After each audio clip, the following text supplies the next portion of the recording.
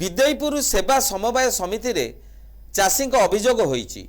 भद्रक जिला वासुदेवपुर ब्लॉक अंतर्गत स्थानीय विदयपुर सेवा समवाय समिति रे चाषी श्रीधर विश्वाल राजेंद्र विश्वाल धान किणा को नहीं असंतोष व्यक्त करिसंती।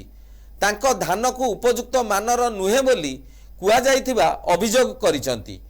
बहु समय रे सेवा समवाय समिति रे अभियोग आसिबा परे सभापति और एरिया ऑफिसर सेवा समवाय समिति रे उपस्थित रही आलोचना करने सह चाषी को बुझासुझा करथिले।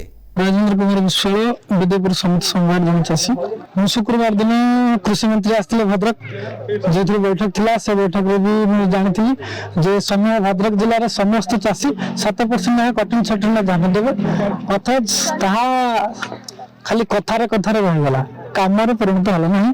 समय चाषी निष्पत्ति नहीं कलेक्टर पाख फोन करी आपड़ तो कृषि मंत्री पाखे बसिक विचार विमर्श करते सब कलेक्टर वीडियो समस्त लाइन रे थिलु आप सोसाइटी सेक्रेटरी लाइन रे थिले से पचारे केते नहीं काटुछु हम 9:30 काटुछु किंतु से बाबद में कंप्लेन देथिले आपण तुरंत आसी वेरीफाई करंतु वीडियो मैडम कहथिले सोमवार आसीबे किंतु आसिले नहीं। धान ये मंडी की आई तो केते जण चाषी ये पाई फॉर्मेट केते जण चाषी मोर धान केते कटिछि यार गोटे तदंत करा जाय। हम तो से बिचारे मैं हठात आसी खबर पाई से पहुंचली बर्तमान सेमती किसी ना बर्तमान अपन सब आसछन्ती मीडिया भाई मैंने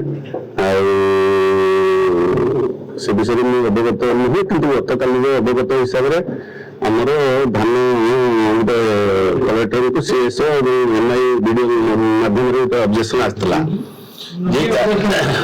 राजेंद्र विश्वाल तेणु एमआई पचारे परिवार धान कार आसी ना ना कहारी से धान आज कौन 12% 13% कटाकटी कर 12-13 किलो ना ना 12-13 किलो धान तो अपन तो बुरा नहीं ना कि धान मंडी की आनी ना तेणु आम 12 किलो 13 किलो काटिलु को बाटी।